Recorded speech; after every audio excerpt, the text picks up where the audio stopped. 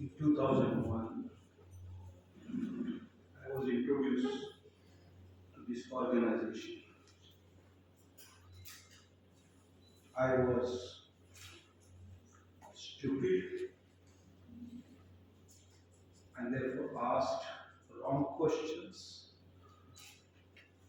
and that gave me an opportunity of learning how compassionate, how generous, and how warm Ajit ji has been.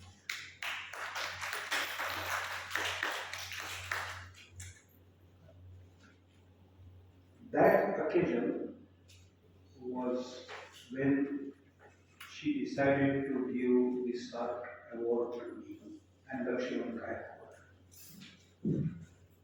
I came to Delhi to receive it. The function was the ceremony at India International Center, main auditorium. The President of India, Chairman, was present there. My name was announced,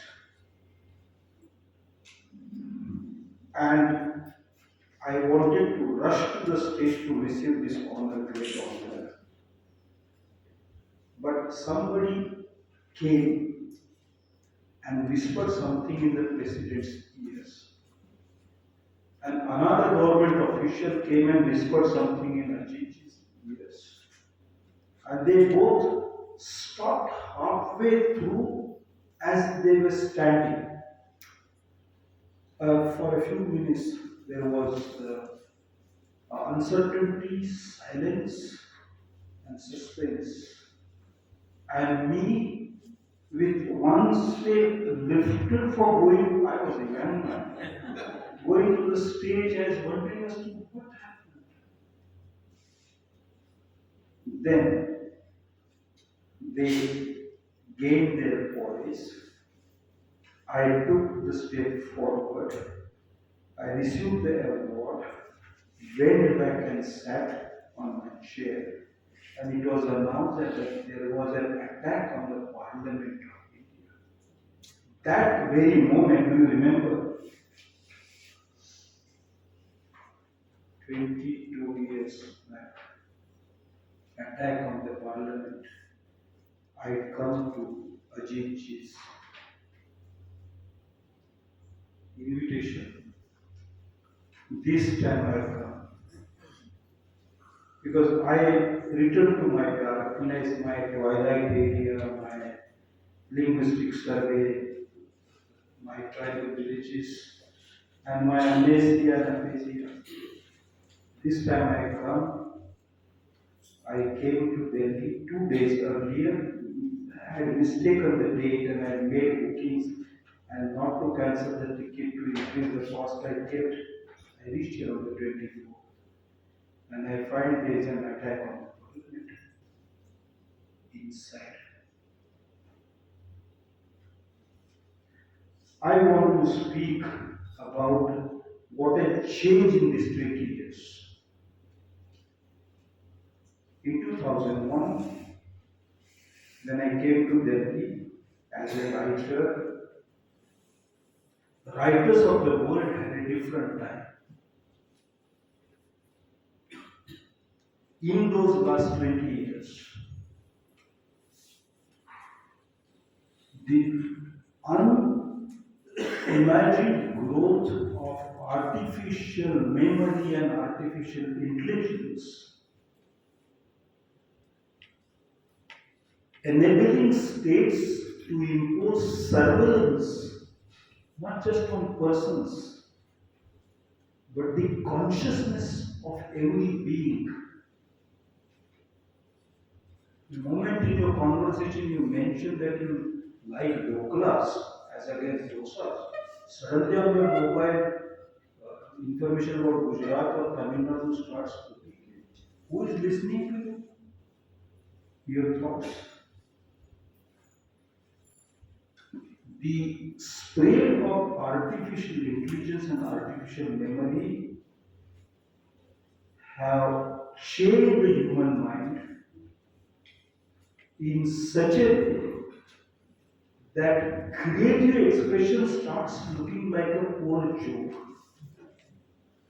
false propaganda and post-truth have made our fiction look like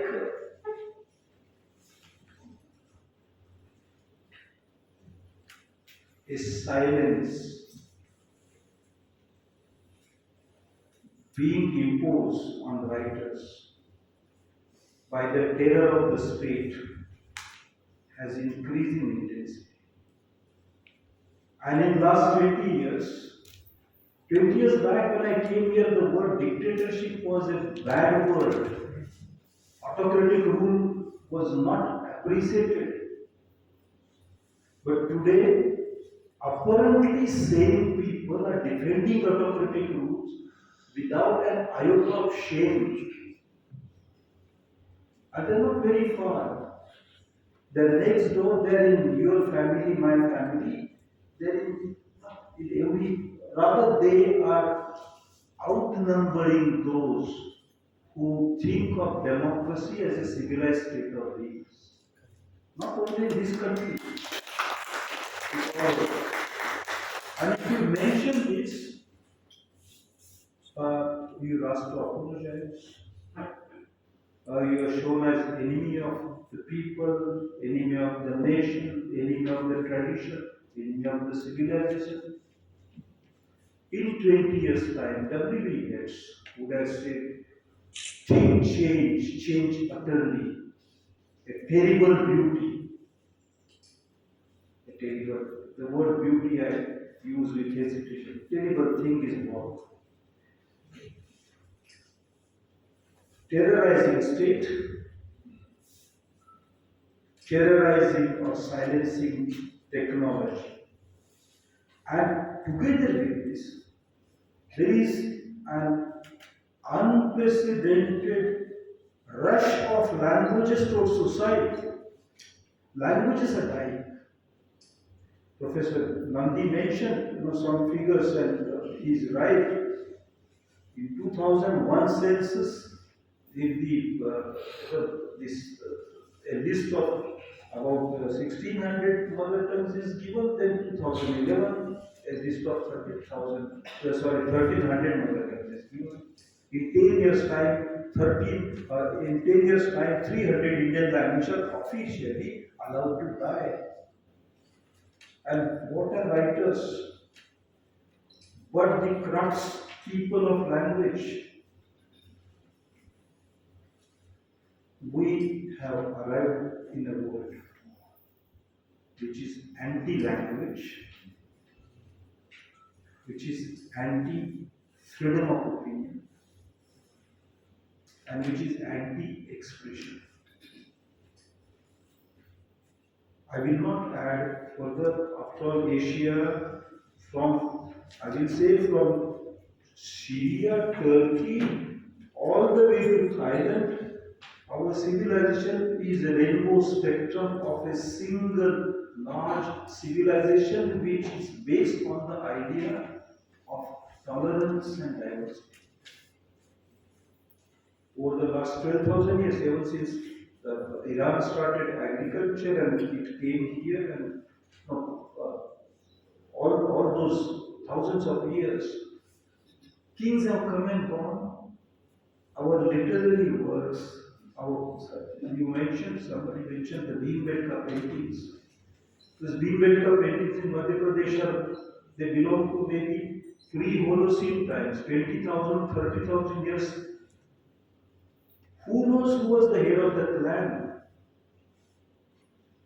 But the mark made by a creative mind has been made.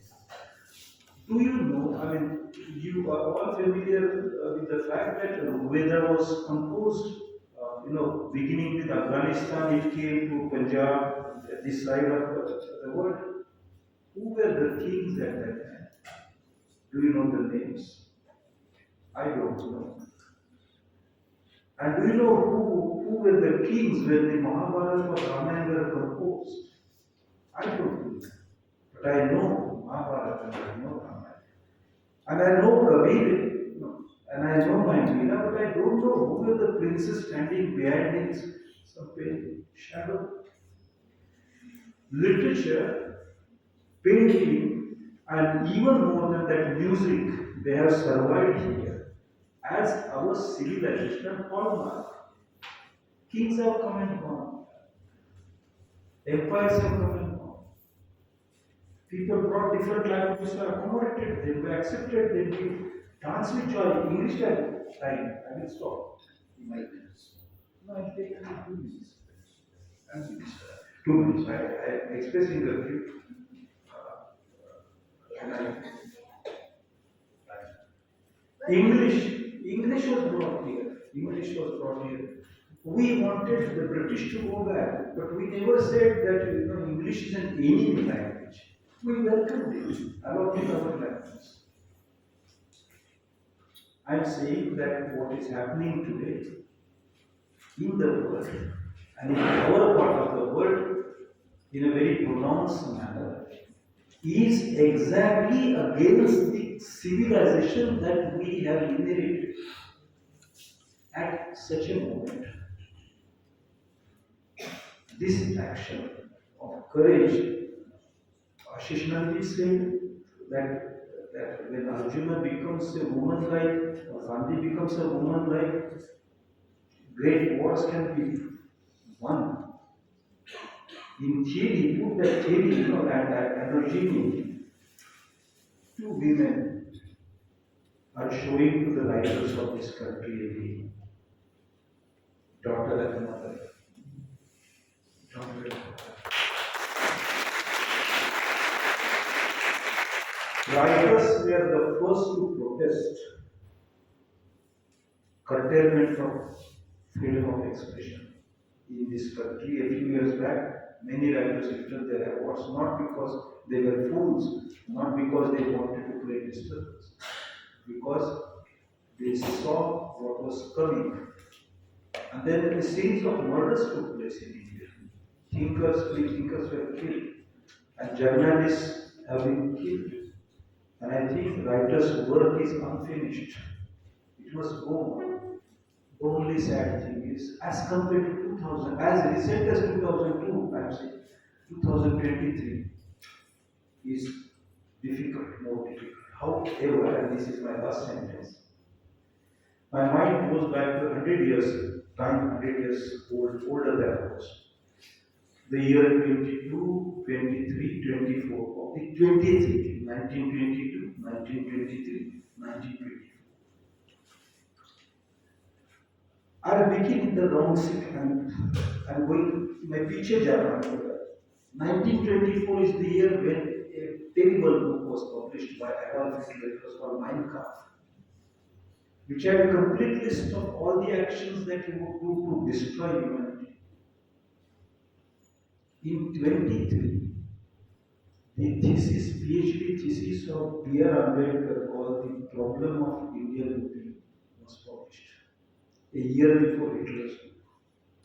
A year before Ambedkar's book was published, Savarkar wrote under a pseudonym. He didn't have the courage to write under his name, so he wrote under the name Ek Maratha, a book called Essentials of Hindutva. Now think of this. Essentials of Hindutva is talking of religious intolerance. Hitler's book is talking of religious intolerance and racial intolerance. But in between is a ray of hope where Ambedkar is talking of not about religion.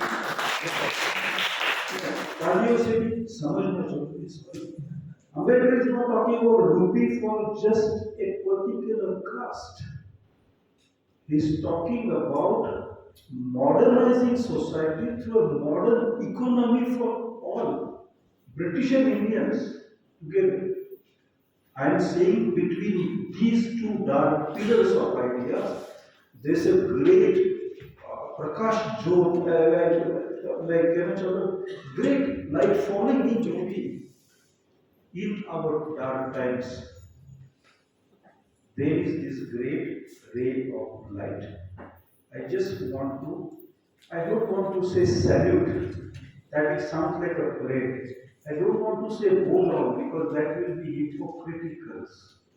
I just want to say that in my heart, This is silent prayer for both of them and for all the writers who stand for freedom and creativity, because that is what makes us humans as distinct from all other animals. Thank you.